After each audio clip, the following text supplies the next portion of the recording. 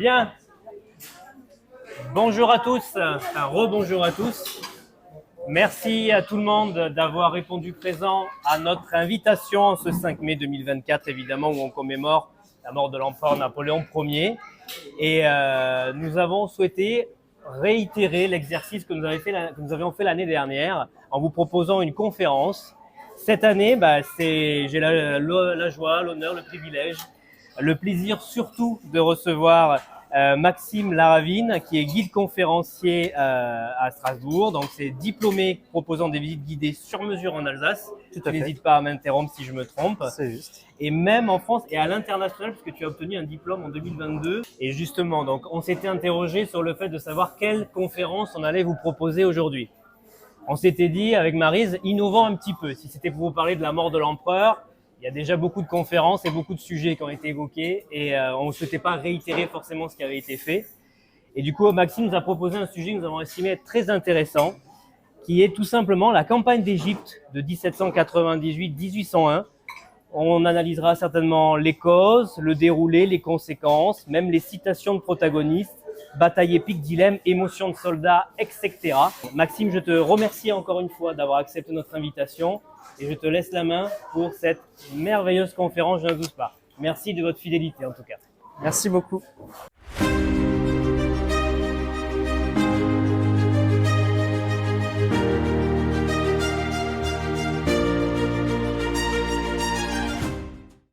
C'est un honneur, un privilège d'être ici aux Invalides avec vous. Merci de votre invitation.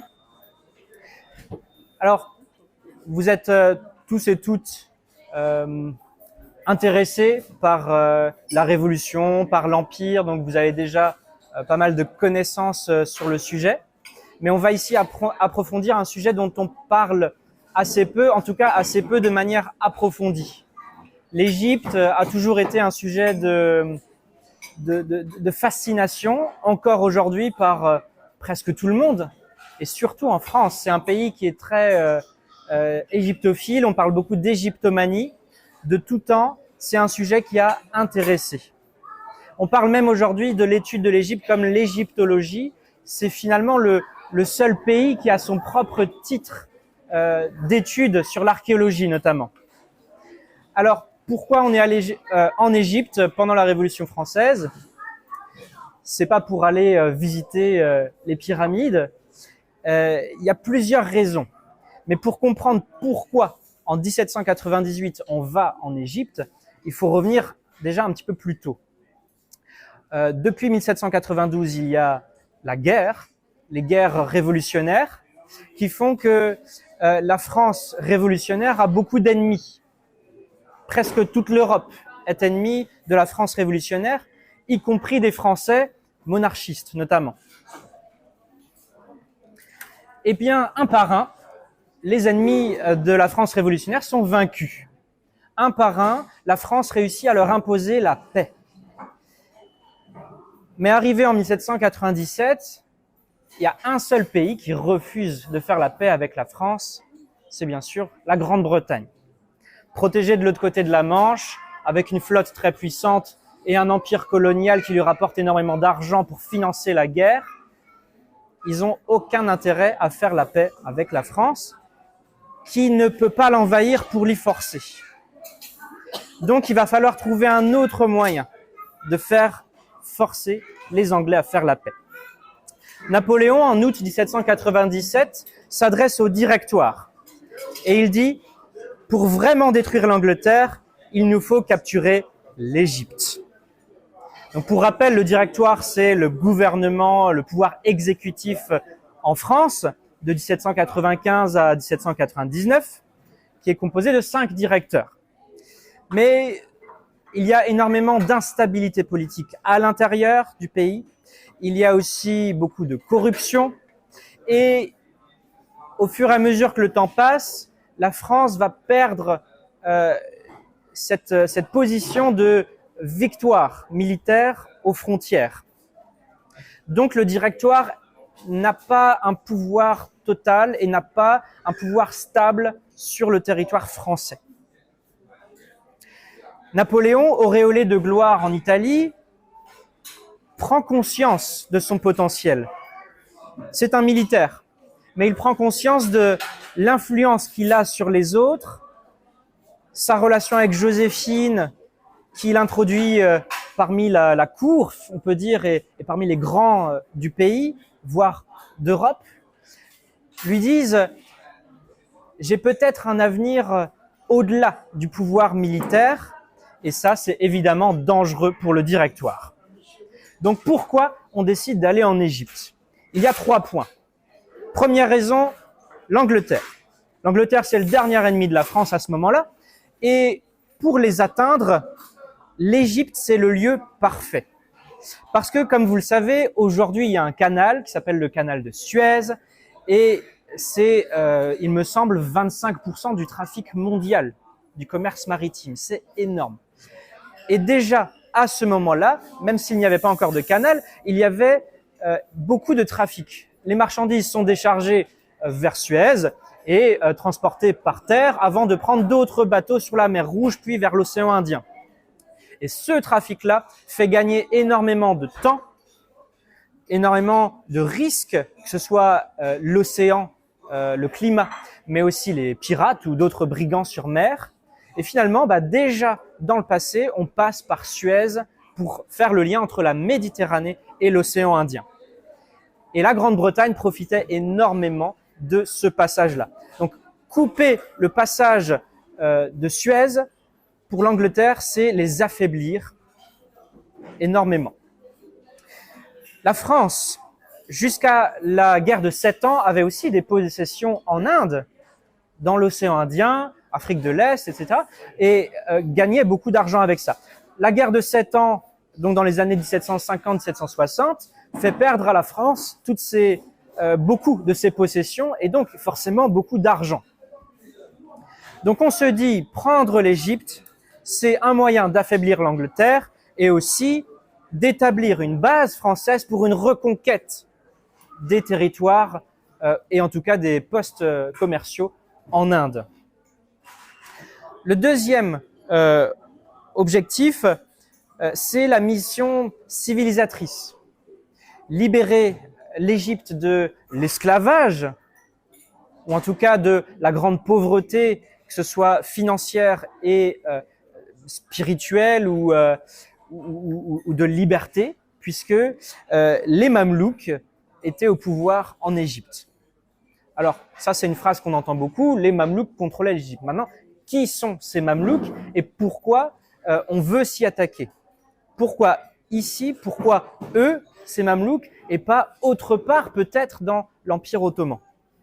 Parce que oui, l'Égypte c'est une province de l'Empire ottoman, dont la capitale est à Constantinople, qui est devenue Istanbul par la suite. Mais le pouvoir est détenu par ces Mamelouks. Alors, Mamelouk en arabe, ça veut dire esclave ou bien possédé. Et ils ont fait de ce nom une force de terreur notamment, et d'affranchissement. Donc, les Mamelouks, ce sont à la base des garçons qui sont non musulmans, qui nous viennent du Caucase notamment, par exemple de Géorgie. Ils sont capturés lorsqu'ils sont enfants et ils sont vendus comme esclaves en Égypte notamment. Ils vont recevoir une éducation islamique et militaire et ces Mamelouks vont souvent être dans les gardes rapprochés des sultans, des bey, de tous ces cheikhs et autres dirigeants politiques, militaires et religieux de l'Égypte. En 1776, un Mamelouk est destitué. Il n'a plus le pouvoir en Égypte, il est tué. Et 2 Mamelouks qui sont opposés l'un à l'autre font un accord et vont contrôler le pays. Ce sont Ibrahim Bey et Mourad Bey. Et ces 2 personnages, on va les retrouver bientôt, puisque ce seront ces 2 commandants sur le champ de bataille face aux armées françaises. Napoléon s'exprime au diplomate Bourrienne et il lui dit « L'Europe est une taupinière. Il n'y a jamais eu de grands empires et de grandes révolutions qu'en Orient. » On peut parler d'Alexandre, de César, de Cléopâtre, l'Orient, c'est une terre de fascination et c'est effectivement là où de grands empires ont pu commencer et voir le jour. Donc, Bonaparte, qui commence à construire sa légende, veut s'inscrire dans les traces d'Alexandre. Il va charger notamment le général Desey de mettre en place sur pied une armée secrète. Personne ne doit être au courant de la destination. Parce qu'on n'est pas bête, hein, on sait qu'il y a de l'espionnage, on sait qu'il y a des Français qui parlent très bien français, mais en fait ce sont des Anglais ou des Allemands et qui vont donner des informations à l'ennemi. Donc cette armée, elle est mise sur pied, mais elle a failli ne jamais partir. Le général Marmont, qui est à Vienne, en Autriche, il y a la paix à Vienne, en Autriche, mais général Marmont est l'ambassadeur français en Autriche et met le drapeau français tricolore devant l'ambassade et ça crée des remous diplomatiques. On est à 2 doigts de démarrer une nouvelle guerre avec l'Autriche 2 semaines avant que l'expédition doive partir en Égypte. Heureusement, Talleyrand est sur le coup et calme les choses avec les Autrichiens. Le 9 mai, on est à 10 jours du départ et Bonaparte s'adresse aux soldats avec ces mots. « Je promets à chaque soldat qu'au retour de cette expédition, il aura à sa disposition de quoi acheter 6 arpents de terre, soit aujourd'hui on dirait 3 hectares. Et 3 hectares, c'est quand même beaucoup pour chaque soldat, parce que ça veut dire 50 000 soldats qui pourraient s'acheter 3 hectares de terrain. Vous imaginez le culot, on pourrait dire, de cette promesse. Mais c'est pour bien aussi montrer que la richesse attend ces soldats. On est dans une estimation qui pourrait être vraie, tellement l'Égypte regorge de richesses. Si l'expédition marche comme prévu, effectivement, la France pourrait être grandement enrichie et évidemment partagée avec les soldats à qui on doit bien ces victoires. Le 19 mai, c'est la date du grand départ. 400 navires, 10 000 marins, 800 chevaux, 50 000 soldats et près de 200 scientifiques embarquent de 4 ports. Toute cette flotte en un point, ce serait trop visible. Il y aurait forcément des espions pour remarquer ça et donner l'information à la flotte britannique. Alors on divise ces flottes en plusieurs points, Toulon, Gênes, Ajaccio et Civitavecchia qui est près de Rome. Cette flotte de bateaux de transport et de petites frégates vont être escortées de 13 vaisseaux de ligne. La grande majorité ont entre 80 et une centaine de canons. C'est presque parmi les plus gros vaisseaux au monde. Les Anglais, à ce moment-là, sont à Gibraltar. Ils s'attendent peut-être à ce que la flotte française parte vers l'ouest pour pourquoi pas envahir l'Angleterre et décident de bloquer Gibraltar afin de les contenir en Méditerranée. Napoléon voyage sur le vaisseau amiral, un premier rang de 120 canons que vous connaissez peut-être sous le nom de l'Orient. Et l'Orient, c'est un très bon nom pour ce vaisseau qui va commander cette flotte qui part vers justement l'Orient. C'est ce qu'on appelle l'expédition d'Égypte ou l'armée d'Orient. Mais on ne va pas tout de suite en Égypte. L'idée, c'est de pouvoir avoir une base plus ou moins à mi-chemin pour contrôler la mer et pour pouvoir envoyer des renforts. La Sicile, c'est un peu trop grand. Il faudrait y laisser beaucoup d'hommes. Mais il y a une forteresse qui est pas très loin, qui serait susceptible d'être prise assez facilement et de garder aussi, de défendre assez facilement l'île de Malte. Le 11 juin, Malte est prise. L'île a résisté pendant 2 jours seulement. Il faut savoir que pendant des siècles, les hospitaliers, les chevaliers de Saint-Jean ont dirigé cette île et il est arrivé à plusieurs reprises que les Ottomans attaquent l'île de Malte et l'île a toujours résisté, parfois pendant des années de siège. Et là, en 2 jours, l'armée française en vient à bout. Le général Vaubois et 5000 hommes sont laissés sur place. Il y a aussi une trentaine de scientifiques qui restent sur place. En fait, ils ne s'entendaient pas vraiment avec les soldats. Et comme les scientifiques dépendent des soldats, finalement, ils doivent obéir aux commandements militaires.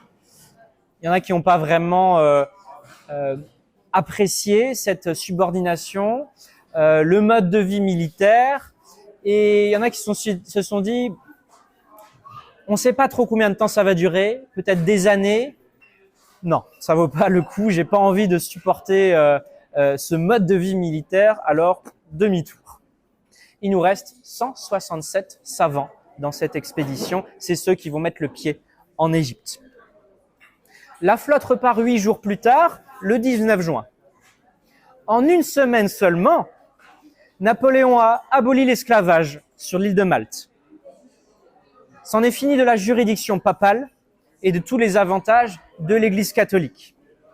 Alors l'Église catholique n'est pas non plus mise au ban. Il y a un couvent pour chaque ordre qui reste à leurs mains et le clergé a quand même encore beaucoup de pouvoir, même si les privilèges sont pas abrogés comme en France, mais limités. On est toujours aussi dans l'idée qu'un changement trop brusque va générer des mécontentements qu'il va falloir repousser grâce à l'armée. Et ça nécessite des moyens qu'on a envie d'utiliser ailleurs. On instaure des écoles, on instaure le mariage civil, et il a même pris le temps de dessiner un jardin botanique. À ce moment-là, Nelson, venant de l'Ouest, a regroupé sa flotte au large de la Corse. Mais il ne voit plus de flotte française et il a deviné, alors je ne sais pas s'il a deviné si les Français allaient vers l'Égypte, il y a de grandes chances quand même, c'est assez évident finalement, mais en tout cas la destination ou la zone de direction des Français, elle est claire. Donc Nelson se met en route. L'avantage de la flotte anglaise, c'est qu'elle a des navires de combat, exclusivement. Les Français ont certes des navires de combat qui peuvent être très rapides, mais ils ont aussi des navires de transport de troupes, qui sont, eux, bien plus lents. Et forcément, il faut aller à la vitesse du plus lent pour sécuriser les troupes. Ce qui fait que le 22 juin, au sud de la Grèce, les 2 flottes se trouvent à quelques kilomètres seulement. Le brouillard et l'obscurité ont caché aux 2 flottes la présence de l'ennemi. Les Français n'ont pas vu les Anglais n'ont pas vu les Français.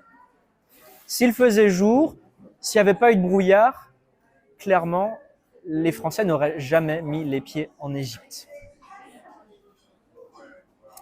Le 28 juin, Nelson arrive au large d'Alexandrie.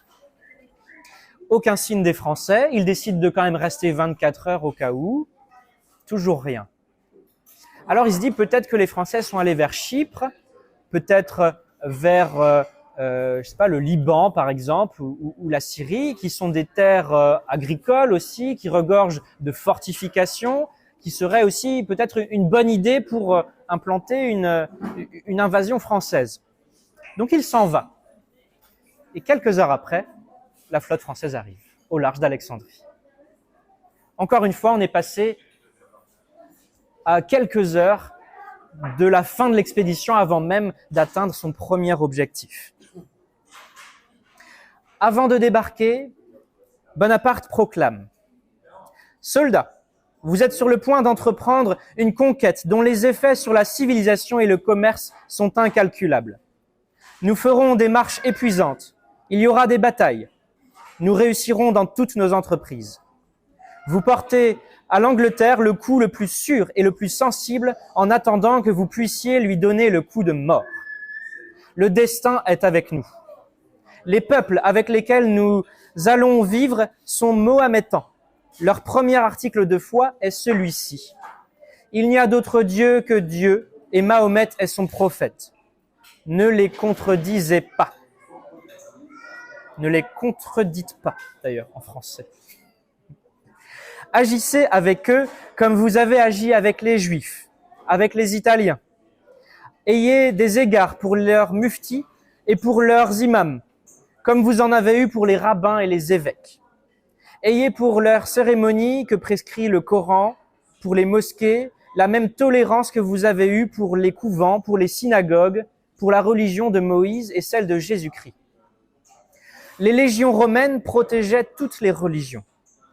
Vous trouverez ici des usages différents de ceux de l'Europe. Il faut vous y accoutumer. Les peuples chez lesquels nous allons traitent les femmes différemment que nous. Mais dans tous les pays, celui qui viole est un monstre.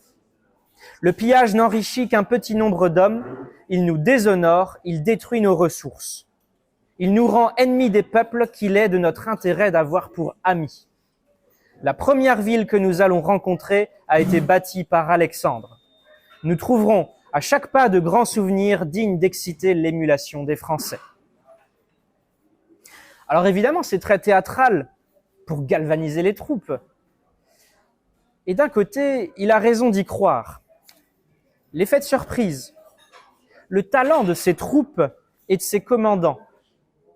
La plupart de ces hommes viennent de l'armée d'Italie.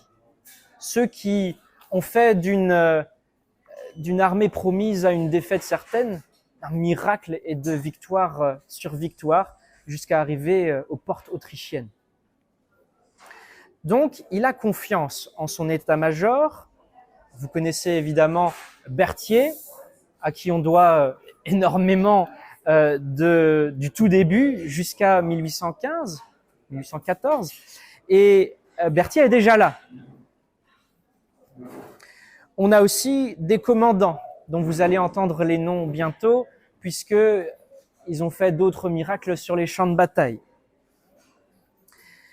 Les armées présentes sur les champs de bataille en Égypte et en Syrie, ce sont en grand nombre des paysans qui répondent à l'appel aux armes locaux. Ce sont des mamelouks, surtout sur leurs chevaux, des cavaliers, mais qui n'ont pas du tout adopté le style moderne de combat et qui pensent que charger dans le tas, ça va fonctionner, ça va faire peur et qu'on va obtenir des victoires faciles comme ça. Donc on a l'effet de surprise. On a une armée locale qui est divisée, qui est éparpillée et qui est clairement moins puissante que les armées européennes, surtout l'armée française à ce moment-là. D'un autre côté, il sait très bien que la flotte britannique n'est pas loin. Il faut débarquer le plus vite possible. Merci.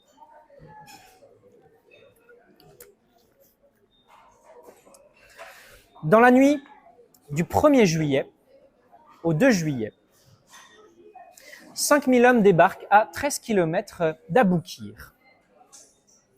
Un endroit parfait pour débarquer des troupes, dans la nuit pour être invisible et à seulement 13 km d'Alexandrie. Un petit contingent est envoyé vers Alexandrie, une petite escarmouche avec des cavaliers bédouins qui sont dans le coin, qui sont très facilement repoussés. À l'aube, 5000 hommes ont déjà débarqué et se mettent en route pour Alexandrie. Quelques heures après, on arrive aux portes de la ville. Voyant une très faible garnison, on commence l'assaut. Kléber est en première ligne et c'est un des premiers à être blessé. Encore une fois, miracle si l'on peut dire, il échappe de peu à la mort. Il s'est pris une balle dans le front. Il est un peu sonné, il est évacué. Alors faut s'imaginer 2, peut-être même 3 soldats, je ne sais pas, qui le traînent, voire le portent à l'arrière. Mais je vous laisse imaginer ce grand gaillard qui ne veut pas reculer et qui veut continuer à se battre. Ils sont obligés de lui dire, mais général, il faut que vous alliez vous reposer, sinon vous allez vous en prendre une deuxième et là, il n'y aura pas de deuxième chance. Il est trop important pour être sacrifié, alors il est évacué, mais reprend son poste quelques jours plus tard. La ville est prise en quelques heures. Bonaparte réunit les dirigeants de la ville qui ont certes un pouvoir local, mais même si les routes sont moins développées qu'ici, avaient déjà des voies de communication, des échanges avec d'autres villes dans tout le delta jusqu'au Caire. Ce qui va se dire là, au centre d'Alexandrie, va résonner dans toute l'Égypte qui n'est pas encore conquise, mais qui va l'être. Alors Bonaparte s'exclame avec ces mots. Depuis trop longtemps, les bais qui gouvernent l'Égypte insultent la nation française et couvrent ses négociants d'avanie. L'heure de leur châtiment est arrivée. Depuis trop longtemps, ce ramassis d'esclaves, achetés dans le Caucase et la Géorgie, tyrannise la plus belle partie du monde. Mais Dieu, de qui dépend tout, a ordonné que leur empire finisse. Peuple de l'Égypte, on vous dira que je viens pour détruire votre religion, ne le croyez pas. Répondez que je viens vous restituer vos droits, punir les usurpateurs, et que je respecte Dieu, son prophète et le Coran, plus que les Mamelouks. Dites-leur que tous les hommes sont égaux devant Dieu. La sagesse, les talents, les vertus mettent seuls de la différence entre eux. Y a-t-il une plus belle terre ? Elles appartiennent aux Mamelouks. Si l'Égypte est leur ferme, qu'ils montrent le bail que Dieu leur en a fait. Kadi, Cheikh, Iman, Chorbadji, dites au peuple que nous sommes aussi de vrais musulmans. N'est-ce pas nous qui avons détruit les chevaliers de Malte ? N'est-ce pas nous qui avons détruit le pape qui disait qu'il fallait faire la guerre aux musulmans ?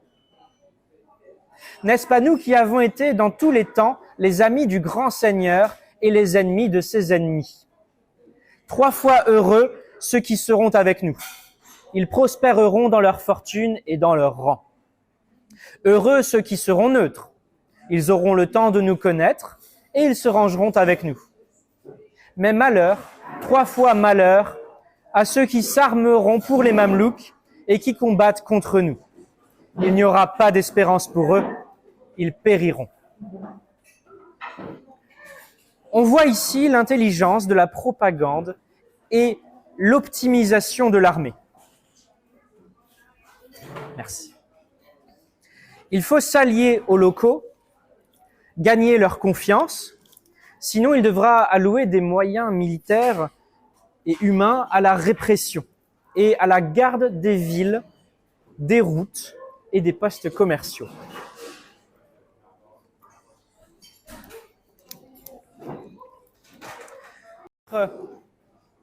En Égypte, qui appartient à l'Empire ottoman, mais l'Empire ottoman n'a pas le contrôle de l'Égypte à ce moment-là. Les Mamelouks ont décidé de gouverner l'Égypte par eux-mêmes, officiellement pour les Ottomans, mais se sont affranchis de tout contrôle de la Sublime Porte. Alors,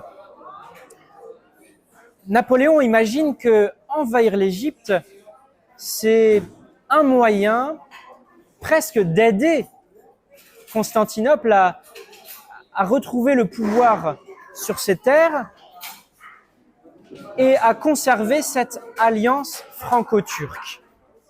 Il faut remonter à 1536, François Ier s'allie aux Ottomans. Alors pourquoi à l'époque il l'a fait ? Regardez simplement une carte de la France à ce moment-là. La Belgique aux Habsbourg, des parties de ce qu'on appelle l'Allemagne et l'Autriche aux Habsbourg, l'Espagne aux Habsbourg. Ça fait un peu trop de Habsbourg dans les parages. L'ennemi de mon ennemi est mon ami.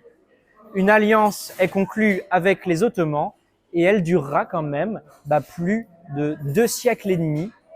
Mais les Ottomans voient dans cette invasion française un affront et une déclaration de guerre implicite. Donc, Napoléon ne détruit pas cette alliance en déclarant la guerre aux Ottomans, mais les Ottomans voient ça d'un mauvais œil et décide que c'est une déclaration de guerre, c'est la fin de cette alliance franco-turque. Le premier choc civilisationnel est de redécouvrir Alexandrie de 1798. Alors, je ne sais pas, parmi l'audience, est-ce que certains sont déjà allés en Égypte? Ouais, je vois quelques oui, quelques non. Ok. La moitié est déjà allée en Égypte. Alors moi, j'y étais en octobre. J'ai passé un mois en Égypte en octobre. Et même si aujourd'hui, c'est mieux, et j'imagine peut-être que c'est déjà mieux que si vous y avez été il y a 15, 20, peut-être même 30 ans, ça reste un choc. Parce que la pauvreté, la saleté, le manque d'entretien du patrimoine par rapport à la France est choquante pour un occidental. Et je ne parle même pas du code de la route. Bien loin des légendes d'Alexandrie, d'Alexandre et de Cléopâtre, les scientifiques, les soldats, les généraux trouvent là tout sauf ce qu'ils s'attendaient à voir. Regardez les gravures de 1798, vous retrouvez voilà, cette ville à moitié en ruine. Alors, un ami arabe égyptien m'a dit « On est très fort pour construire. Chaque dirigeant, chaque général égyptien qui devient président jusqu'au prochain coup d'État construit, mais pour entretenir, ils sont vraiment pas forts. » Donc, on se retrouve avec une ville qui est en ruine au moment où les Français arrivent. Alors, pour prendre un petit peu la défense des locaux, c'est une ville qui a subi énormément de séismes. Énormément de séismes ont frappé Alexandrie pendant des siècles. Et juste pour vous donner l'impact que ça peut avoir, un séisme qui se passe près d'Alexandrie va évidemment endommager la ville. Mais vous vous souvenez tous du séisme qui a eu lieu à la frontière turque et syrienne en janvier de l'année dernière, qui a fait des dizaines de milliers de victimes. Eh bien, près d'Alexandrie, il y a eu des dommages aussi. J'ai vu des tranchées de la Seconde Guerre mondiale s'effondrer parce que le séisme de la Turquie a aussi bougé le sol jusqu'en Égypte. Donc, c'est pas uniquement les séismes égyptiens qui ont endommagé Alexandrie, mais aussi tout ce qui s'est passé autour et bien plus loin autour. Un des savants écrit « À notre arrivée en Égypte, nous avons tous été frappés d'étonnement en trouvant un peuple immense, privé de choses utiles ou agréables à la vie, en luttant, faute des instruments les plus simples, contre les difficultés de toute espèce. » Voilà la situation de l'armée française qui découvre l'Égypte. Alors on va rapidement avancer d'Alexandrie. Et pour ce faire, l'armée est divisée en 6 divisions. Une division de cavalerie, commandée par le général Dumas, qui est le père du célèbre écrivain Alexandre Dumas, que je ne vais pas vous présenter. J'entendais tout à l'heure parler des 3 mousquetaires. Voilà. Et 5 divisions d'infanterie, avec les généraux Bon, Desey, Menou, Régnier et Kléber. Ce dernier est en convalescence, il reste sur place. Le reste de l'armée se divise en 2. Une armée est envoyée contrôler le delta du Nil et surtout le long de la côte vers l'est, afin de contrôler notamment les embouchures du Nil. Aujourd'hui, il y en a 2. À l'époque, avant les canalisations modernes, il y en avait 7. Donc ça fait 7 points à contrôler où des flottes ennemies pourraient s'infiltrer. Tout le reste se dirige vers le Caire. Le Caire, c'est évidemment la capitale. Alors, Al-Qaïra, c'est le Caire, ça veut dire la victorieuse. C'est déjà un symbole, rien que dans le nom, de prendre cette ville. Mais aussi, si vous regardez une carte, vous verrez que le Caire est sur le Nil, mais avant le delta du Nil. C'est comme contrôler le Caire, c'est contrôler le Nil, et c'est seulement après cette ville que le Nil se divise en différents bras. Quelques batailles ont lieu, mais les Français étant très nombreux, en supériorité numérique, la marche se fait assez facilement, surtout que l'on a envie d'aller vite vers le Caire parce que la marche la plus courte, elle est à travers le désert. Pour ceux qui ont déjà parcouru le désert, avec le confort d'aujourd'hui, ça reste une très belle expédition, mais je pense qu'on peut tout à fait éviter la souffrance de cette expédition. Pour les soldats, c'est une grande souffrance. Déjà, leurs uniformes sont en laine, ça tient très chaud, et on est en juillet. Juillet, dans le désert égyptien, c'est une fournaise. En quelques jours, il y a forcément des morts. Au bout de quelques jours de marche, on arrive dans la petite localité de Mbabé.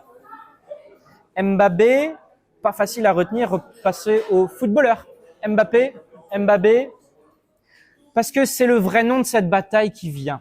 Vous voyez peut-être où je veux en venir, parce que cette bataille, elle a été renommée les pyramides. Alors, vous le savez peut-être tous, vous avez peut-être tout à fait vu le film de Ridley Scott, dont on va pas parler très longtemps, mais j'ai pas besoin de vous apprendre que ce qui est décrit n'est tout simplement l'opposé de ce qui s'est réellement passé. Napoléon a appelé cette bataille bataille des pyramides pour le prestige, parce que c'est un nom qui résonne dans les journaux et dans la propagande. Mais imaginez-vous bien que le soldat de l'époque, s'il voyait les pyramides, elles étaient petites comme ça à l'horizon. Mbappé est 13 km au nord du plateau de Gizeh.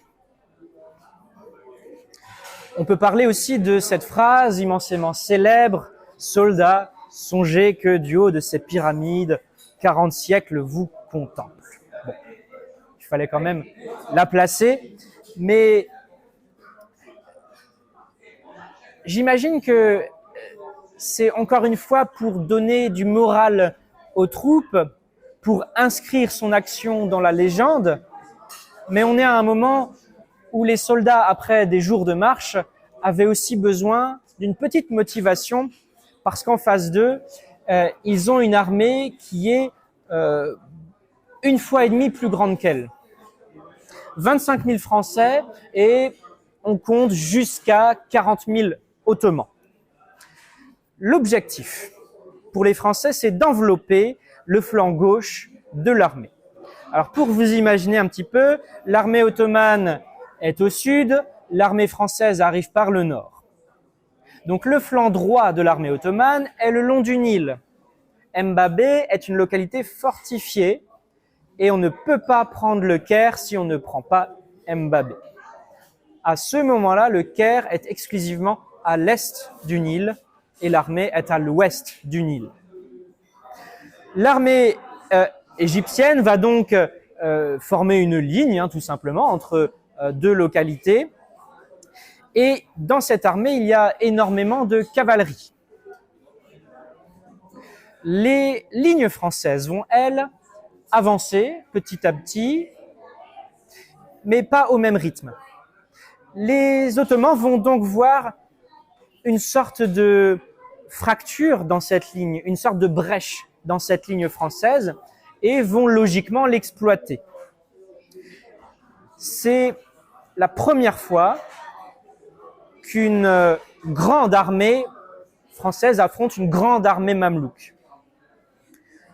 Tout logiquement, les Mamelouks utilisent leur tactique favorite, envoyer la cavalerie et charger. Sauf que les Français utilisent une tactique très simple, très difficile à coordonner, vous en conviendrez, le carré.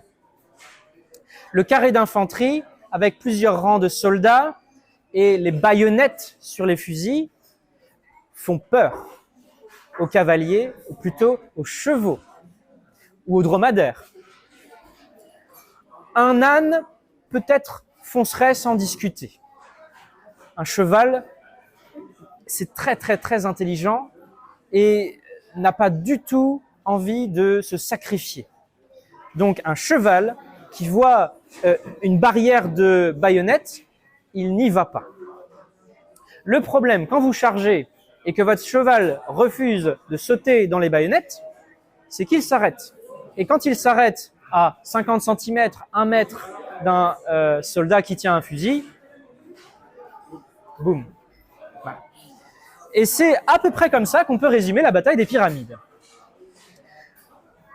Les cavaliers sont épuisés, l'armée française avance, la ligne gauche française va prendre et fondre sur les fortifications de la ville d'Embabé, et la ligne droite, le flanc droit de la ligne française va creuser ce qui reste de l'armée ottomane qui est encore debout. Cette bataille dure 2 heures. 2 heures, c'est rien. Il y a des batailles qui durent 10, 12 heures, voire qui s'arrêtent la nuit pour reprendre le lendemain. Ça, c'est des exemples multiples vus et revus. Là, on a une bataille qui dure 2 heures seulement. Résultat des courses. On compte plus de 5000 pertes dans les rangs ottomans, dont des centaines de soldats qui meurent noyés dans le Nil. C'était aussi l'objectif de former une espèce d'aiguille. Imaginez-vous cette aiguille sur un cadran. Cette aiguille va balayer comme ça et donc va pousser les Ottomans dans le Nil. Et l'eau absolument torrentielle va faire le reste du travail. Donc, côté ottoman, plus de 5000 pertes. Côté français, 260 blessés et seulement 29 morts. La voie du Caire est ouverte. En arrivant, une partie de la ville a été brûlée par les Mamelouks qui fuient l'arrivée des Français. La division 2E, qui était la division du flanc droit, donc le flanc ouest de la France, va poursuivre l'armée de Mourad Bey. Mourad Bey va longer le Nil vers le sud, vers la Haute-Égypte, et on va revenir dessus, mais pendant des mois, ils vont se pourchasser comme ça jusqu'au sud. Napoléon, lui, avec le reste de l'armée, prend le Caire, évidemment, et va pourchasser Ibrahim Bey. Ibrahim Bey prend la fuite vers la Syrie. Il perd une dernière bataille à Salahi et il est chassé définitivement d'Égypte. Ibrahim Bey mourra pauvre et anonyme en 1817. Donc vraiment, là, c'est la fin de la carrière politique et du commandement d'un des 2 dirigeants de l'Égypte de l'époque. Prendre le contrôle du Caire, donc toute fin juillet, c'est fait. Le delta du Nil est pacifié, ou en tout cas contrôlé. Mais le 1er août, un tournant majeur, le tournant majeur de cette campagne, va avoir lieu, la bataille navale d'Aboukir. C'est cette bataille-là qui va définir la défaite française. Pour parler de la bataille navale d'Aboukir, il faut revenir 1 an et demi en arrière, le 15 février 1797. On est au large du Portugal, c'est la bataille du Cap Saint-Vincent. L'amiral Nelson, le grand ennemi de la France, va s'opposer à une flotte espagnole. La flotte espagnole, qui était en Méditerranée, passe le cap de Gibraltar et souhaite rejoindre la flotte française à Brest. Si cette mission réussit, la flotte française et espagnole combinée serait supérieure à la flotte anglaise gardant la Manche. Pour l'Angleterre, c'est évidemment hors de question de laisser faire ça. Ça permettrait, plutôt que d'aller envahir l'Égypte, d'aller envahir l'Angleterre directement. La bataille du Cap Saint-Vincent est une victoire écrasante pour l'Angleterre, qui va capturer 4 navires de ligne espagnols. Nelson désobéit aux ordres. Il sera officieusement réprimandé pour ça. Officiellement, c'est quand même grâce à lui que c'était une belle victoire anglaise. Il prend à lui seul avec son navire 2 navires espagnols. Ce n'était pas encore le commandant en chef de la flotte, mais il va forcément obtenir du prestige. 15 navires britanniques viennent de stopper 24 navires espagnols. L'espoir pour les alliés franco-espagnols d'envahir l'Angleterre est annihilé à tout jamais. Les Britanniques sont donc libres d'opérer en Méditerranée et c'est pour ça qu'ils sont aussi puissants en Méditerranée pour faire face aux Français. L'amiral Bruet est l'amiral en chef de la flotte française et il place ses navires dans la baie d'Aboukir en ligne. Il pense que le sol est très proche du niveau de la mer, que donc les eaux sont peu profondes, les Britanniques ne vont pas les attaquer là. Il y a aussi un fort sur terre qui pourrait couvrir les navires. Malheureusement, il s'est bien planté. Nelson arrive dans les parages et dans la nuit, vers 21h, je crois, l'assaut est lancé. Il pense en fait que c'est du pain béni, parce que l'erreur majeure de Bruet, de placer cette ligne française dans des eaux qui en fait ne sont pas si profondes, va permettre à Nelson d'exploiter cette faille. La forteresse qui est à terre est trop loin de la flotte française et ne pourra jamais participer à la défense de la flotte française. Les Anglais vont très simplement se diviser, vont passer entre les lignes, entre les navires français et vont 2 par 2 se coller aux navires français. Un navire français, aussi puissant soit-il, attaqué par 2 navires anglais sur les côtés, aucune chance. À 22h, le navire amiral L'Orient explose. Une déflagration si puissante que des débris qui ont été retrouvés en 1980, 300 mètres plus loin, témoignent de la puissance de cette déflagration. Bruet meurt et évidemment tous les hommes qui étaient sur le navire aussi. C'est la moitié des pertes françaises de cette bataille.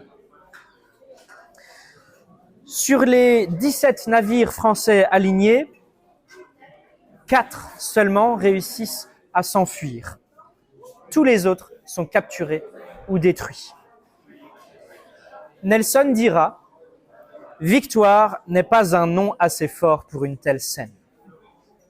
Nelson contrôle la Méditerranée orientale, les Français perdent toute capacité à faire venir des renforts de France, à rentrer au pays, à protéger un convoi et à se défendre contre toute tentative d'invasion en Égypte de la part des Britanniques, des Ottomans ou de la seconde coalition. Les Ottomans, pour commencer par eux, vont préparer 2 armées qui, tôt ou tard, vont bien envahir l'Égypte. Une se prépare en Anatolie et s'organise sur l'île de Rhodes. Elle arrivera à un moment par la mer. Une deuxième armée va arriver par la Syrie, par la terre. Il faut donc consolider les fortifications en bord de mer et surtout aux embouchures du Nil.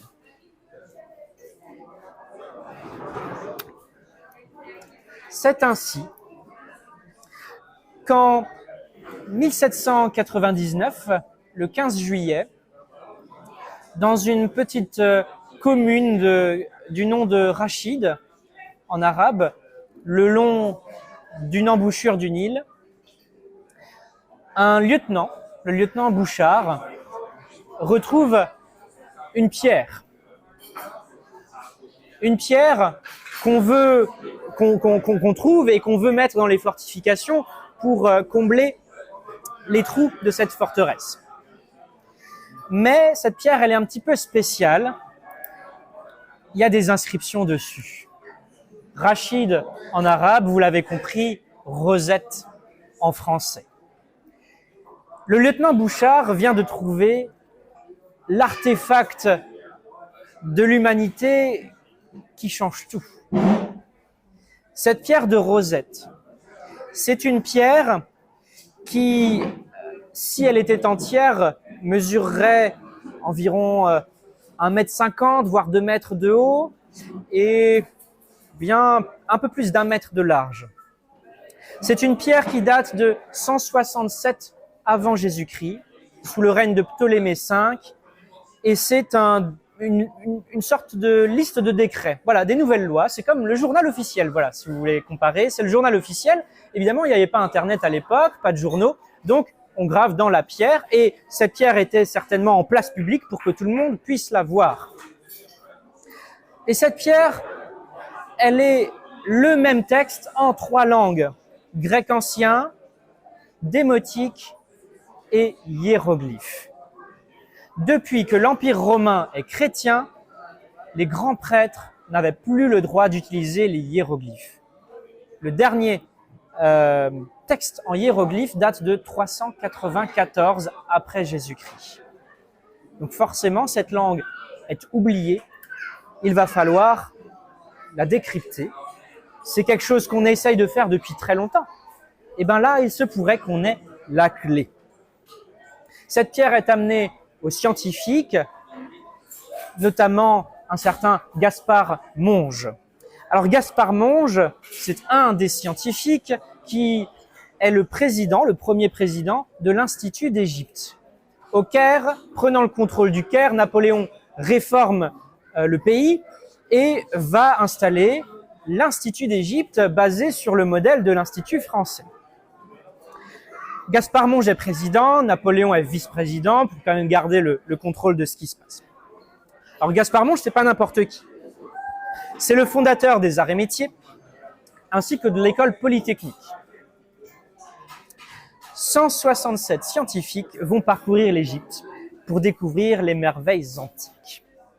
Ingénieurs, botanistes, géographes, linguistes, artistes, architectes, astronomes, minéralogistes, tout y passe. Mais il ne faut pas se leurrer. Leur première mission, c'est d'aider l'armée. Les routes sont en mauvais état. Et surtout, on le sait, plus ou moins, dans l'Antiquité, il y avait peut-être un canal, le canal des pharaons, qui aurait permis de rejoindre la Méditerranée à la mer Rouge. Ça, ce serait du pain béni de le redécouvrir. Donc, la première mission des scientifiques, c'est bien d'aider l'armée. Mais la tâche va se compliquer le 21 octobre 1798, c'est la révolte du Caire. Le sultan à Istanbul a appelé tous les musulmans, tous les citoyens en Égypte, mais dans tout l'Empire ottoman, à se révolter. Juste avant cette révolte, il y a eu une réforme fiscale. Et en fait, comme beaucoup de révoltes ou même de révolutions dans l'histoire, c'est les réformes fiscales qui sont la goutte d'eau qui fait déborder le vase. Pour mieux équilibrer les taxes foncières, les Français vont mettre au point un système de propriété. C'est-à-dire qu'ils vont demander aux gens les titres de propriété. Sauf que ça n'existait pas en Égypte. C'est un système qui est totalement différent de ce qui se faisait et on voit là un trop grand bouleversement dans la société locale. Il y a eu déjà pas mal de bouleversements en très peu de temps. Là, l'argent, c'est trop. Le général Dupuy, qui est en charge de la sécurité et de l'ordre dans la ville du Caire, est appelé parce qu'il y aurait une petite révolte dans un coin. Il est sur son cheval, c'est un général. Il faut bien montrer aux habitants qui est le patron. sauf qu'il est pris à partie et tué. L'armée française débarque dans les rues du Caire et prend des heures et des heures à mater cette révolte. On dénombre 800 pertes françaises et 5 à 6 000 chez les insurgés. Donc les Français viennent de perdre plus de soldats dans une bataille de rue contre des paysans que face à des armées organisées sur le champ de bataille. Pire encore, la seconde coalition est formée. L'Empire ottoman, cette fois-ci, ne fait pas de cadeau aux Français et rejoint la Grande-Bretagne, l'Autriche, la Russie, Naples, la Sicile. Et c'est la seconde coalition qui va donc être en guerre contre la France entre 1798 et 1802. Ça, c'est la partie du nord de l'Égypte.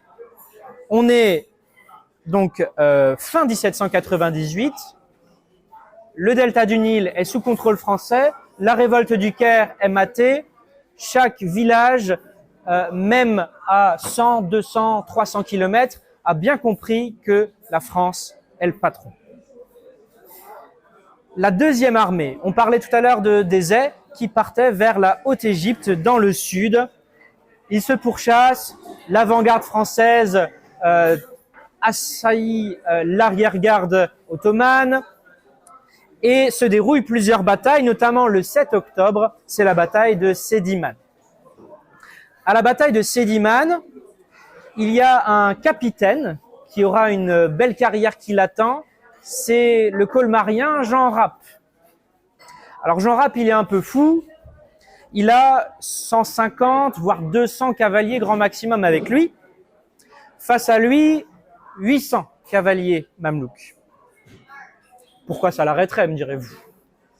Tête baissée, il fonce dans le tas. Il aurait dû mourir clairement ce jour-là, mais heureusement, l'artillerie française a prêté secours et entre la cavalerie et l'artillerie, ils réussissent à secourir la petite armée de Rapp. Alors Rapp, si vous ne le savez pas, à partir de 1800, il va devenir l'aide de camp de Napoléon et va le suivre jusqu'en 1815. Le 22 janvier suivant, donc on entre doucement en 1799, il y a la bataille de Sarmoud, et là-bas, la cavalerie du général Davout est sous le feu des projecteurs, et c'est une des premières batailles où il s'illustre. Et vous le savez aussi, un grand destin l'attend. Désert réussit à pacifier la Haute-Égypte. Il place des petites garnisons de ville en ville le long du Nil et atteint presque la frontière soudanaise d'aujourd'hui. Je suis allé à Assouan et sur l'île de Philae, quand vous entrez dans le temple, il y a gravé dans la roche, je ne me souviens plus par cœur du texte, mais c'est ici est arrivé au terme de sa poursuite l'armée du général Désert qui a vaincu Mourad Bey. Il y a aussi différents noms comme Caffarelli ou d'autres savants gravés dans la roche à cet endroit-là.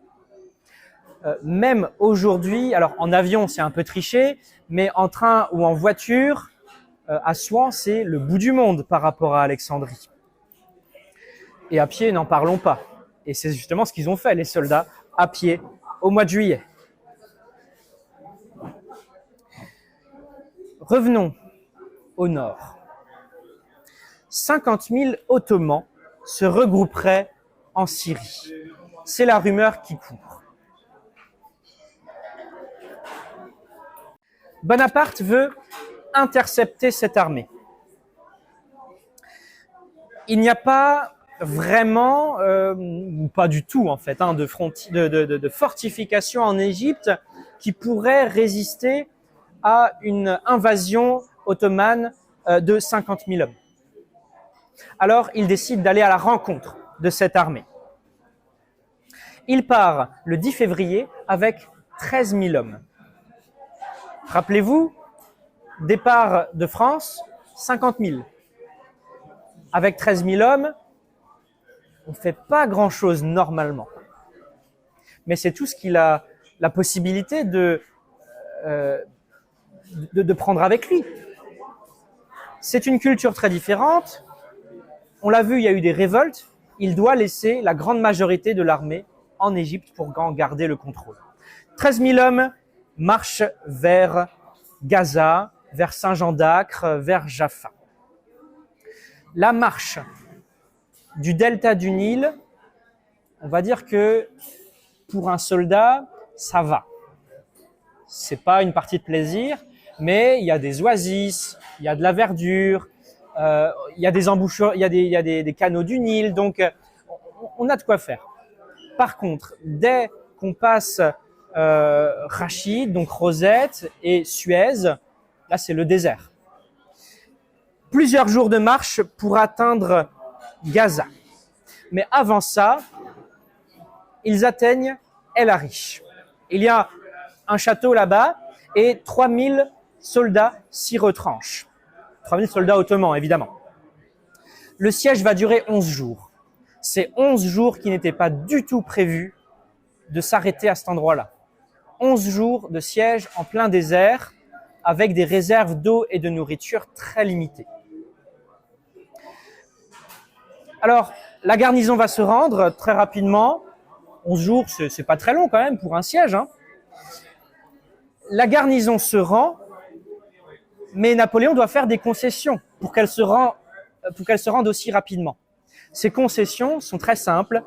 La garnison est libérée, donc peut aller où elle veut, alors vers l'Est, hein, pas vers l'Égypte évidemment, mais elle doit prêter serment, ne pas reprendre les armes contre la France pendant 1 an. Et ça, c'est très important, j'y reviendrai tout à l'heure. 3000 Ottomans se rendent. Les Français ont perdu 400 hommes dans le siège, mais aussi la soif, la faim, les maladies qui commencent aussi à envahir les campements. Et certains choisissent même de se suicider plutôt que de souffrir sous la chaleur de l'été. Alors c'est l'hiver, mais en fait c'est pire que notre été à nous. Le 24 février, c'est la délivrance. L'armée atteint enfin Gaza, ses plaines verdoyantes et ses réserves d'eau et de nourriture. On fait une petite pause et puis l'armée se remet en route, quelques jours de marche et va mener le siège à Jaffa. Le diplomate français est envoyé à Jaffa pour parlementer afin de négocier la reddition de la garnison. Il est décapité et sa tête est mise au bout d'une pique sur le mur montré à l'armée française devant Jaffa. J'ai même pas les mots pour qualifier ça en fait, hein, ça ne se fait pas. C'est pas dans les conventions de Genève, si on peut dire aujourd'hui. C'est un scandale diplomatique absolu qui va enrager l'armée française. Dès qu'ils voient ça, les officiers n'ont même plus de contrôle sur leurs hommes. Ils foncent sur les murs, prennent la ville en un temps record et pendant 24 heures vont se lancer dans diverses exactions. Alors quoi de mieux qu'un témoignage de soldat pour nous dire ce qu'il a ressenti, ce qu'il a vu, ce qu'il a entendu et senti. Je cite un soldat français. « La vue était terrible. Le son des fusils, les cris des femmes et des vieillards, les piles de corps entassés, l'odeur du sang, les cris de victoire. » Des soldats, mais aussi des civils, payent le prix d'un diplomate exécuté. Napoléon réussit à faire 3000 prisonniers. Mais que faire de ces prisonniers? C'est là une polémique que les détracteurs de Napoléon peuvent très facilement s'emparer. 3000 prisonniers sont exécutés. je n'ai pas besoin de rappeler que ça ne se fait pas, évidemment. Les prisonniers ont naturellement le droit à un bon traitement, à être nourris, à être abreuvés. Et la plupart du temps, ils sont échangés contre d'autres prisonniers, contre des ressources, de l'argent, volontiers. Alors je cite Bonaparte, qu'aurais-je faire? Pas de nourriture pour eux, pas de soldats pour les garder, pas de bateaux pour les envoyer en captivité en Égypte. Certains étaient des soldats d'El-Arish qui avaient juré de ne pas se battre contre nous. Ils ont repris les armes 2 semaines après. Je n'avais pas le choix. C'est en ces mots qu'il défend sa réaction. Comme une punition divine, la peste bubonique éclate dans les campements français. Je vous laisse imaginer ce célèbre tableau de Bonaparte qui rend visite au pestiféré de Jaffa. Là, je pense que c'est quand même une preuve de courage qu'étant quelqu'un de saint, d'aller dans un campement de pestiférés. Il y a certes la volonté de montrer qu'on est le chef, de montrer qu'on supporte ses soldats, mais il y a un risque énorme d'attraper la peste. Et on sait que quand on attrape la peste, plus de la moitié, voire selon la bactérie précise, 90% de mortalité. C'est très très risqué. Mais Napoléon a un destin, il ne peut pas mourir de la peste, à Jaffa. Jaffa est prise, la dernière ville qui peut être fortifiée et résister aux Français, c'est Saint-Jean d'Acre. Saint-Jean d'Acre, ville symbole des croisades.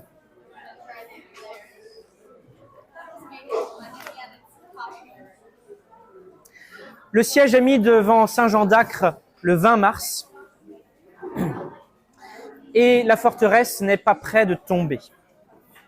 Les canons français sont rapidement détruits. Alors, ceux qui restent, on les met en retrait. On commande, donc on envoie un message par terre à Alexandrie pour renvoyer des nouveaux canons. Vous imaginez le temps que ça va mettre. Pendant ce temps, on va creuser pour faire du travail de sape. Le problème dans ce cadre-là, c'est que les Ottomans n'étaient pas tout seuls. La garnison, elle est aidée par les Anglais. Alors quand je dis les Anglais, ce sont des officiers britanniques, des troupes britanniques, des canons britanniques et 2 navires britanniques qui gardent le port de Saint-Jean d'Acre. À rajouter aussi un officier français, un émigré, qui aide la garnison ottomane. Cette garnison, elle est dirigée par un commandant qui est surnommé le boucher. Alors le boucher, c'est pas un surnom qui vous vient en général pour votre clémence ou votre bon traitement des prisonniers, c'est tout l'inverse. Les soldats recevraient une prime pour chaque soldat français décapité, dont on ramènerait la tête. Autant vous dire que ça ne donne pas envie de déposer les armes, mais justement de tout donner pour se défendre. Les semaines passent, le siège n'avance pas, et les canons des défenseurs sont trop forts, les murailles sont trop fortes. Pire encore, ce n'était pas 50 000, mais 40 000 Ottomans qui arrivent près de Saint-Jean d'Acre. Heureusement pour les Français, j'ai envie de dire, cette armée n'est pas unifiée et n'arrive pas en un seul bloc pour piéger l'armée française entre Saint-Jean d'Acre et l'avancée de leur armée. C'est le seul espoir finalement de Napoléon. Et comme dans la suite logique des événements durant l'Empire, il a souvent été en infériorité numérique de manière globale, mais trouvait toujours un moyen d'attaquer un par un les points des armées ennemies. C'est à peu près ça qui va se passer dans ce cadre-là. Ne sachant pas où les Ottomans vont attaquer, il va envoyer différentes divisions à l'est, près au nord d'Israël, de la Palestine actuelle, aux confins de ces frontières-là, Liban, Syrie. Mais quand je parle de division, on est loin des divisions de départ. Division de départ, on avait entre 3500, 5000, 5500 hommes. Là, ce sont des divisions de 1500 hommes qui sont envoyés. Donc, ils sont souvent à 1 contre 5, voire 1 contre 10. Par exemple, au nord du lac de Tibériade, Junot, avec ses 500 hommes, réussit à repousser 8000 Ottomans. La bataille qui nous intéresse dans ce cadre est la bataille du mont Tabor. La division Kléber, avec 1500 hommes, va avancer face à 35 000 Ottomans. 1500 contre 35 000. Alors, il a mal calculé son avancée, ses manœuvres. Il avance dans la nuit et lorsque le jour se lève, il est sur une plaine. C'est une situation de terrain très défavorable. Kléber résiste pendant des heures et des heures. Il forme encore une fois le carré d'infanterie. C'est la position défensive la plus efficace dans ce cadre-là. Napoléon lui-même arrive en renfort avec 2500 hommes. Il arrive donc de l'arrière, pille le campement des Ottomans et va prendre par l'arrière l'armée ottomane. Voyant ça, Kléber déforme ce carré et en ligne avance. Les Ottomans sont pris en sandwich et cette armée qui n'est pas aussi entraînés, avec pas autant de morale que les soldats français, sont en déroute. En quelques jours, en quelques batailles, avec même pas 10 000 hommes, cette armée de menaces est anéantie. Mais pendant ce temps, le siège à Saint-Jean-d'Acre continue. Et voyant que beaucoup de soldats français sont partis, les Ottomans tentent des sorties. Bien comme ils peuvent, malgré eux, les Français résistent. Les Britanniques vont leur lancer des tracts. Vous les connaissez, ces tracts de la Seconde Guerre mondiale, de la guerre froide, d'aujourd'hui, qu'on envoie par avion. Eh ben, ça se faisait déjà à l'époque. Sur ces tracts britanniques, destinés aux soldats français, on pouvait lire: pouvez-vous douter que, en vous envoyant aussi loin de votre pays, le Directoire n'a d'autre objectif que de vous exiler de France et de vous voir tous périr? Un soldat français qui hésiterait pourrait très bien être démoralisé, fuir, déserter. C'est évidemment le but recherché. Mais à cette époque-là, les déserteurs français sont très peu nombreux, très heureusement. Le 24 avril, donc un mois après le début du siège, les canons d'Alexandrie arrivent en renfort. Le lendemain, ils sont utilisés, forment une brèche dans les murs de Saint-Jean-d'Acre et l'assaut est donné. Mais grâce au soutien britannique, les Mamelouks repoussent sans difficulté l'avancée des Français. 3 semaines plus tard, il faut se rendre à l'évidence, c'est impossible de prendre Saint-Jean-d'Acre. Il aurait peut-être pu continuer le siège plus longtemps, mais l'été approche. Différer la retraite aurait été du suicide, tout comme la retraite de la Russie. Alors cette fois-ci, ce n'est pas le général hiver, mais la chaleur aride du désert. Bonaparte se lance le repli général le 20 mai et rentre dans le delta du Nil, au Caire. Sur place, certains malades de la peste qui ne peuvent pas marcher sont empoisonnés afin de leur éviter la souffrance de la torture ou de la décapitation des ennemis mamelouks. Ces cas-là ne sont pas arrivés par centaines, mais alors j'ai pas de nombre exact, mais certainement une bonne dizaine, peut-être voire plusieurs dizaines. Le 25 juillet, donc 2 mois plus tard, la deuxième armée de renfort ottomane, qui, rappelez-vous, se formait en Anatolie et à Rhodes, arrive en Égypte. Elle débarque à Aboukir.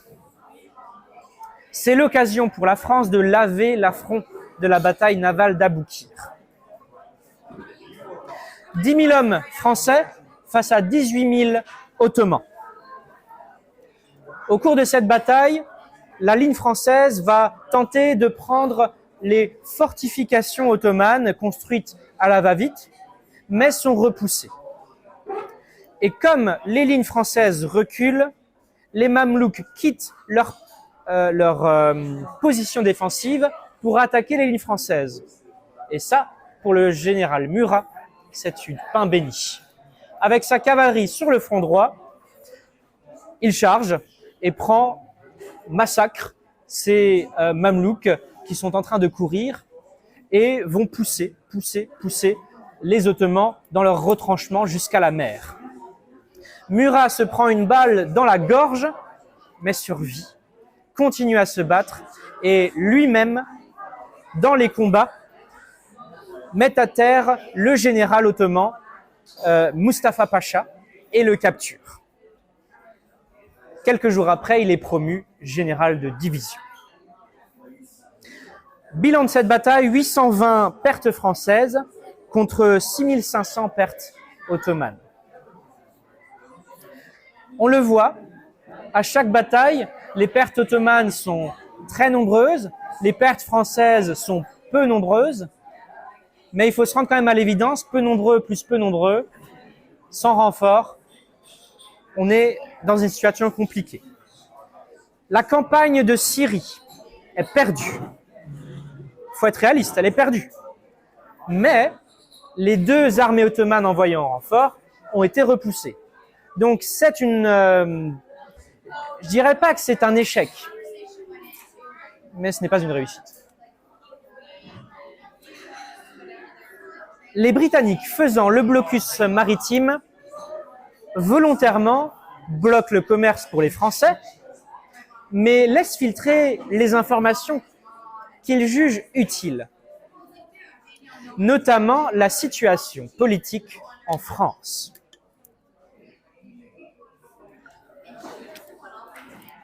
Rappelez-vous, la seconde coalition s'est formée quelques mois plus tôt. Les armées autrichiennes sont le long du Rhin, ont repris les possessions de Bonaparte en Italie du Nord. La France est menacée, la patrie est en danger. Le 23 août, Bonaparte embarque sur la frégate Muirion avec Davout, Murat, Berthier, Marmont et Lannes, avec aussi les savants Monge et Berthollet.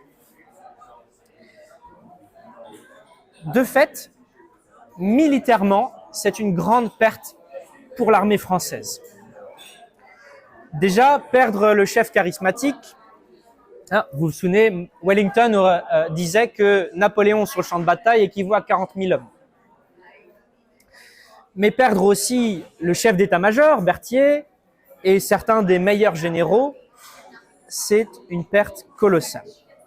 Sur le retour, Napoléon s'arrête en Corse, sa Corse natale, et c'est la dernière fois qu'il verra son nom.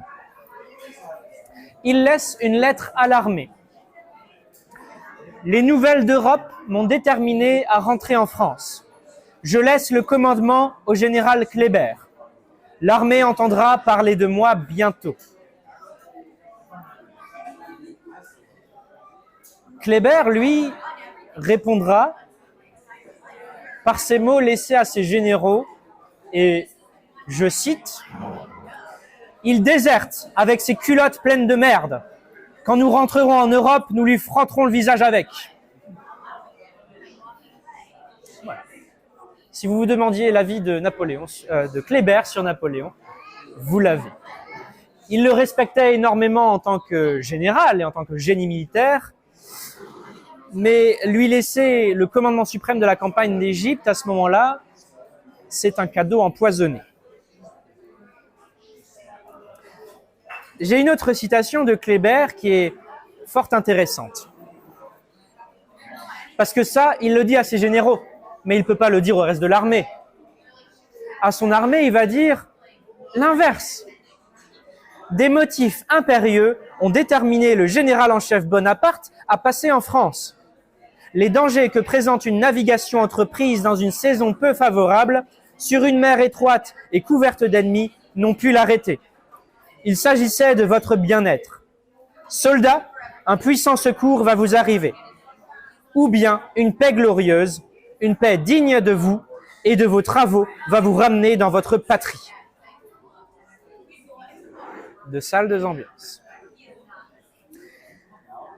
Alors Kléber, il fait 1m90. Il impose le respect. Il ne déambule pas comme Napoléon et son mètre 68. C'est moi, voilà. 1m68. Et Kléber va défiler dans les rues avec deux rangées de gardes devant lui, tapant le bâton sur le sol et en demandant à aux passants de s'arrêter et de s'incliner. Et les responsables locaux vont bien comprendre le changement d'ambiance, tout simplement parce que déjà c'est le personnage de Kléber qui est aussi très charismatique, mais surtout la faiblesse dans laquelle est l'armée française doit forcer les locaux à ne pas se rebeller. En novembre, c'est l'impulsion de Kléber qui va lancer le grand projet de la description de l'Égypte. Une des plus grandes œuvres de l'humanité, la description de l'Égypte. Et grâce à ce petit outil, ou à un ordinateur, c'est quand même mieux pour tout voir, vous pouvez gratuitement accéder non seulement à l'intégralité de la collection de la bibliothèque d'Alexandrie, mais aussi à la totalité de ce qu'on appelle la description de l'Égypte. Publié une première fois en 1809, puis une seconde édition en 1821, ça nous prendrait à tous plus d'une vie en se répartissant le travail pour tout lire et observer les textes, les croquis des savants français, de tout ce qu'ils ont trouvé en Égypte. C'est Kléber qui donne le feu vert à la composition de ses œuvres. Il dira justement « recueillir pour répandre l'instruction et élever un monument littéraire digne du nom français ». Bonaparte lui a laissé une situation catastrophique au niveau de l'administration, des finances. Il va tenter de réorganiser tout ça. Les caisses sont vides. Elles se remplissent petit à petit sous le règne de Kléber. Mais il faut se rendre à l'évidence. Il peut faire ce qu'il veut. La campagne d'Égypte est vouée à l'échec. Les tractations commencent. Il envoie Désey faire des allers-retours entre Le Caire et El Arish. Donc El Arish, c'est le long de la mer, mais à 50 km de Gaza, au sud-ouest de Gaza. Voilà. Désey discute, parlemente au nom de Kléber, et il est... Alors je ne sais pas s'il a le titre de plénipotentiaire, mais en tout cas Kléber lui fait assez confiance pour lui déléguer entièrement cette tâche. Donc je ne veux pas dire ça avec certitude, mais il me semble qu'effectivement il est plénipotentiaire sur cette mission diplomatique. Le 24 janvier, la convention d'El Arish est signée. Les Français peuvent rentrer d'Égypte vers la France grâce à la marine britannique avec les honneurs. Cette convention, elle est signée avec un amiral britannique, Sidney Smith. Le temps que Londres envoie les nouveaux ordres, donc avec un autre amiral britannique qui s'appelle Keith. Le texte a été approuvé, mais quelques semaines après, Keith arrive avec des ordres contraires.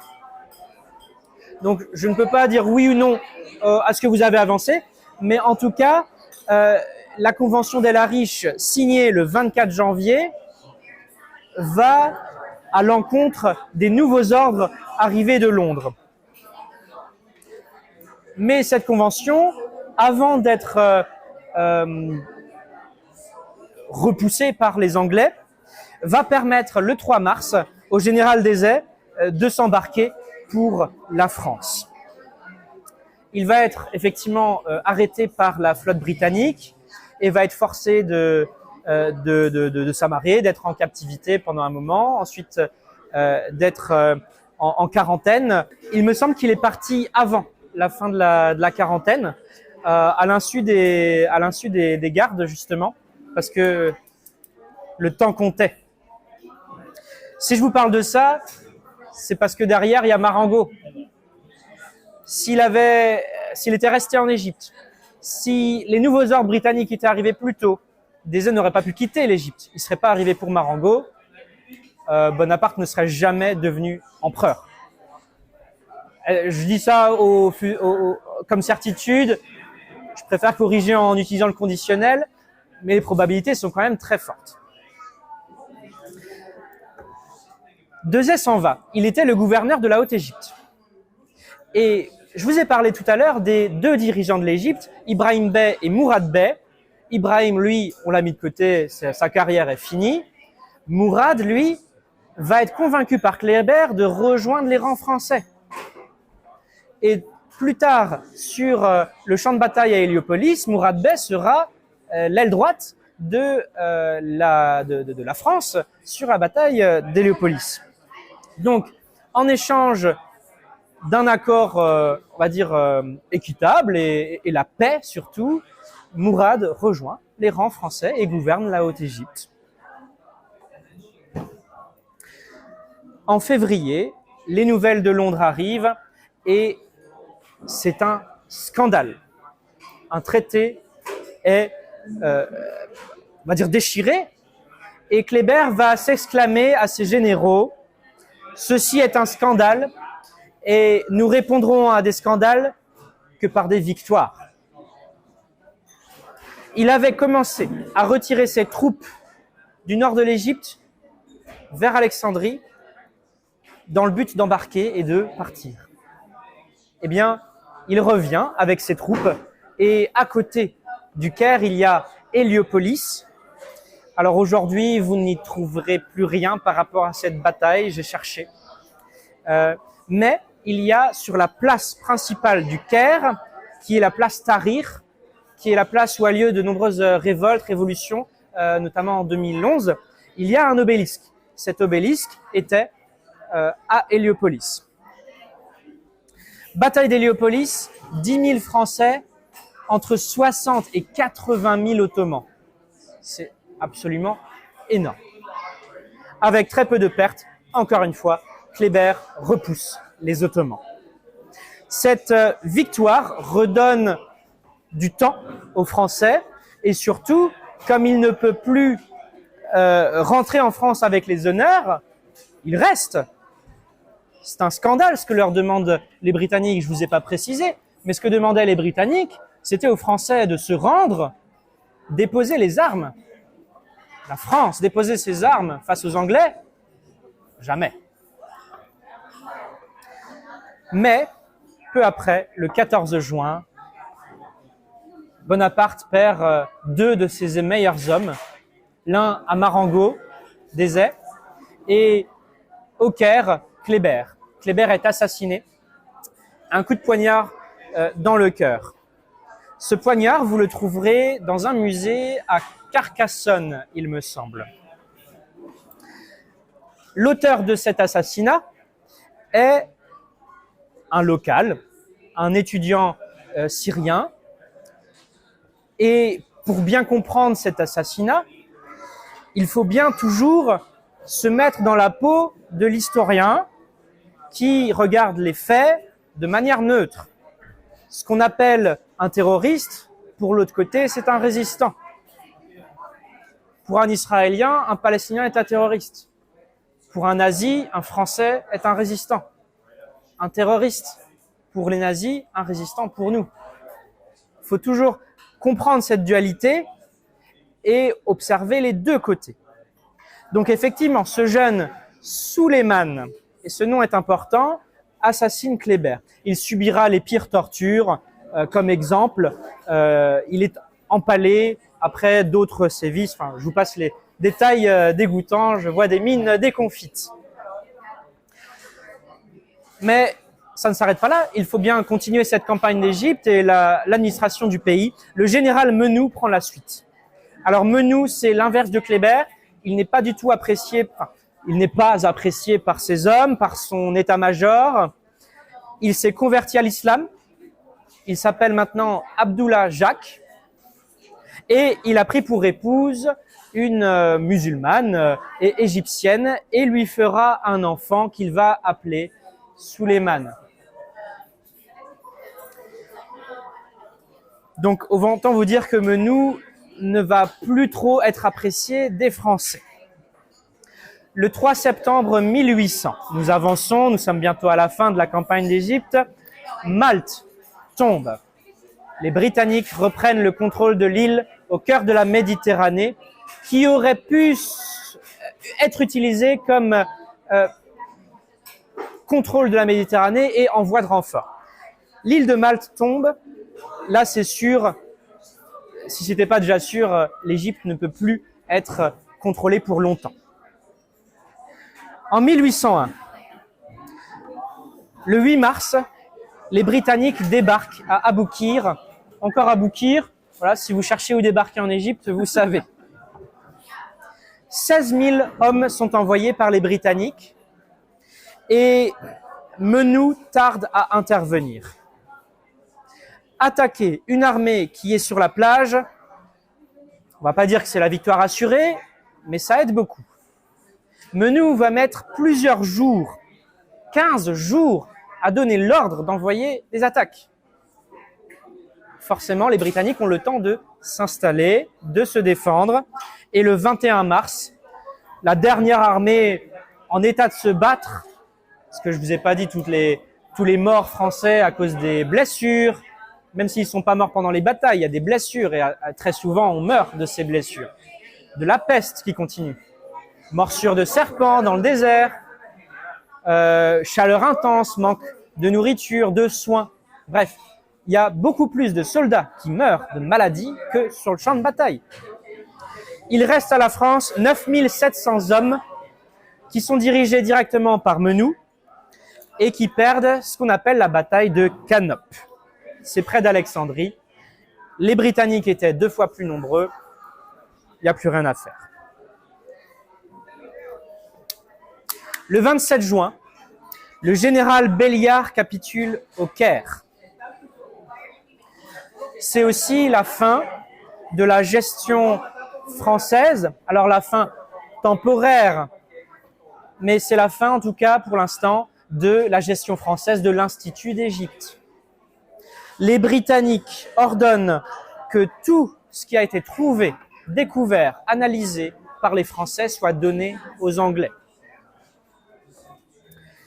Le commandement militaire français refuse, mais après les tractations, a juste envie de finir ses histoires et accepte. Ce sont les scientifiques eux-mêmes qui vont tout risquer pour sauver tout ce que vous allez trouver au Louvre, en fait, et afin de faire cette description de l'Égypte. Les Français vont dire aux Anglais, si telles sont vos conditions, nous sommes prêts à tout brûler et à tout jeter à la mer. Les Anglais se sont dit, bon, calmons-nous, on peut négocier. Nous voulons les 20 artefacts les plus importants, incluant évidemment la pierre de Rosette. Vous pouvez garder le reste. La pierre de Rosette, les Français en ont fait 3 copies, ce qui va permettre plus tard de travailler dessus. 2 mois plus tard, le 31 août, les Français ne contrôlent plus qu'Alexandrie et le général Menou capitule. 15 jours plus tard, le 15 septembre, les scientifiques embarquent vers la France. Et le temps de terminer les dernières paperasses, on va dire, et de mettre les soldats sur les navires britanniques, le 15 octobre 1801, 25 000 Français embarquent d'Alexandrie et repartent en France. C'est officiellement la fin de la campagne d'Égypte.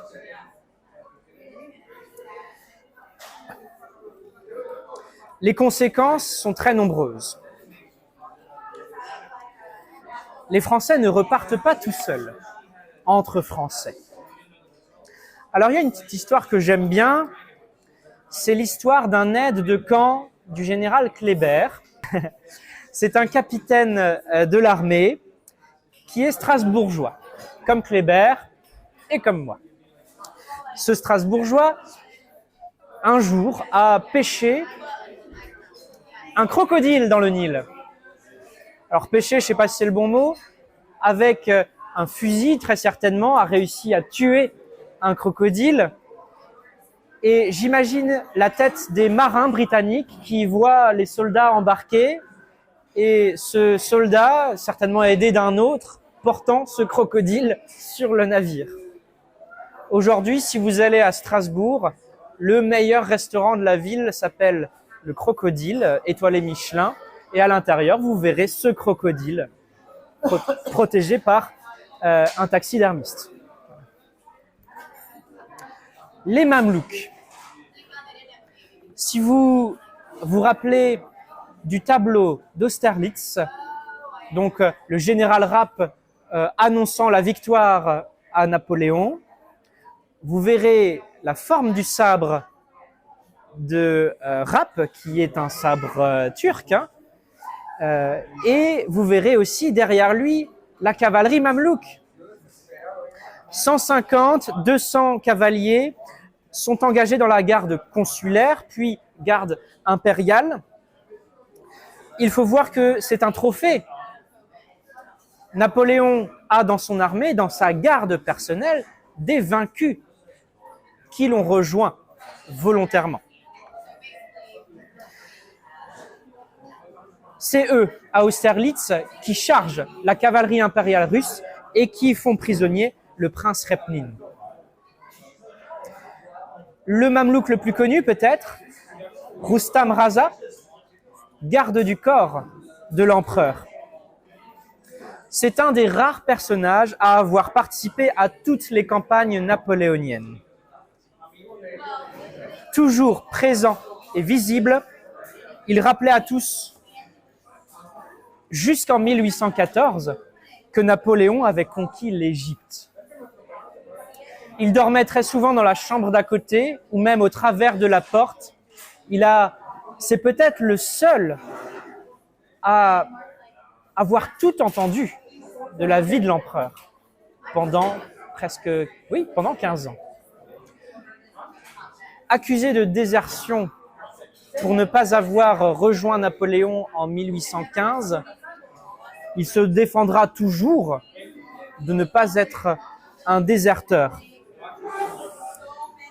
Il aurait voulu rejoindre l'empereur, mais ça n'a pas pu se faire. Alors, on ne sait pas forcément exactement les raisons spécifiques, mais comment dire ?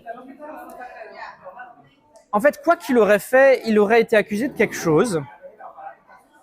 Et il a préféré rester en retrait des affaires politiques, des affaires militaires. Et il s'est marié à une Française, a même eu des enfants. Alors, je n'ai pas étudié sa généalogie. Peut-être qu'aujourd'hui, il y a des gens qui sont vivants qui viennent de cette famille. Je ne sais pas si vous... Non, ok, d'accord. Mais peut-être, voilà. En Égypte. L'Égypte est réorganisée par les Ottomans. En 1805, un des commandants venus d'Albanie, Mehmet Ali, prend le pouvoir. Les Ottomans ont envoyé une armée, cette fois-ci pas mamelouk, mais vraiment ottomane, pas que de Turquie, mais sous la gouvernance directe de la Sublime Porte. Et Mehmet Ali prend le pouvoir pour les Ottomans, directement obéissant aux Ottomans, et fonde sa dynastie. La dynastie de Mehmet Ali a dirigé l'Égypte de 1805 jusqu'à 1953. La Grande-Bretagne, clairement, est la grande gagnante. Elle n'est plus inquiétée sur les mers et ses possessions orientales sont sauves et ne seront plus jamais inquiétées par les Français. Et surtout, elle a un nouvel allié, les Ottomans, qui étaient les derniers alliés de la France. C'est aussi une victoire scientifique. Même si les batailles étaient épiques, avec des victoires décisives et écrasantes côté français, il faut quand même admettre que la campagne est un échec militaire. Mais gardons la victoire scientifique. 40 scientifiques sont morts en Égypte. Au Caire, il y a un cimetière latin. Comme un peu tout en Égypte qui sort un peu du lot, c'est fermé au public. Mais comme vous êtes français, comme moi, si vous y allez un peu au culot, vous passez un petit coup de fil, on vous ouvre les portes. Je suis allé donc voir le cimetière latin qui a de nombreuses tombes françaises et italiennes des années 1800 à nos jours. Et il y a un monument aux morts avec les noms des généraux, dont Kléber évidemment et l'amiral Bruet, les officiers supérieurs d'un côté et les 40 scientifiques morts pour la France sur le côté de ce monument. 20 000 soldats sont morts surtout de maladie, mais un tiers au combat et de la suite des blessures. La description de l'Égypte. Encore une fois, c'est une merveille du savoir de l'humanité. Si vous allez notamment à Karnak, vous allez trouver quelque chose d'absolument intéressant. Le niveau du sable était à une certaine hauteur, 2000 ans après la construction des temples. Donc les soldats français ont marché à cette hauteur-là. Et on a construit une église à côté d'une mosquée. Puis on a creusé, les archéologues ont creusé. Aujourd'hui, on peut visiter Karnak. Et bien, sous cette église et cette mosquée, on trouve le temple païen, disons-le, des anciens Égyptiens. Tout ça au même endroit. C'est fascinant. 1821, Champollion, grâce aux travaux préalables du Britannique Thomas Young, laissons-lui ça quand même, mais c'est Champollion qui finit par trouver vraiment la clé de ce déchiffrement des hiéroglyphes. Et depuis, les découvertes ont été constantes, voire exponentielles. Il ne se passe pas un mois sans que vous puissiez lire dans les revues, même à la télé, telle découverte a été faite en Égypte. Gardons aussi à l'esprit une évolution durable, une conséquence durable. L'influence française en Égypte. À Alexandrie et au Caire notamment, étant français, visitant le territoire, nous sommes très appréciés. Alors le temps est passé, le temps des massacres et des exactions est passé. Entre-temps, les Britanniques ont fait pas mal de massacres en Égypte. Donc je pense que les locaux se sont aussi dit « Restons énervés avec les Britanniques, mais les Français, on les aime bien ». Il y a aussi ce travail français, encore aujourd'hui, avec l'Institut d'Égypte, avec les nombreuses missions archéologiques en Égypte. Et en fait, les Égyptiens d'aujourd'hui ont encore besoin de nous, parce que nous sommes, les Français, les premiers à avoir lancé des grands travaux archéologiques et culturels en Égypte. Donc tout est écrit en français depuis 1800. Plutôt que d'apprendre le français, qui est une langue très différente et très compliquée, j'imagine, quand on est arabophone, eh bien, on s'entoure de l'expertise de l'équipe archéologique francophone. La campagne d'Égypte, échec militaire, malgré de nombreuses victoires éclatantes, qui aurait pu être le début d'une nouvelle ère française si la flotte avait pu être maintenue. Un Bonaparte qui a pris le pouvoir en France, mais n'étant que consul, a refusé les honneurs de Kléber. Les cendres de Kléber sont restées au château d'If, à côté de Marseille, pendant 18 ans. J'imagine que rendre hommage publiquement à Paris à Kléber, qui était très apprécié, l'aurait mis en danger politiquement. En 1818, à la Restauration, Kléber est inhumé à la cathédrale de Strasbourg et il faut attendre 1840 pour qu'un monument prenne place Kléber au centre de Strasbourg. Et les cendres sont en dessous du monument, tout à fait, exactement. Merci de votre participation, de votre écoute. J'espère que vous en avez appris plus que ce que vous saviez avant.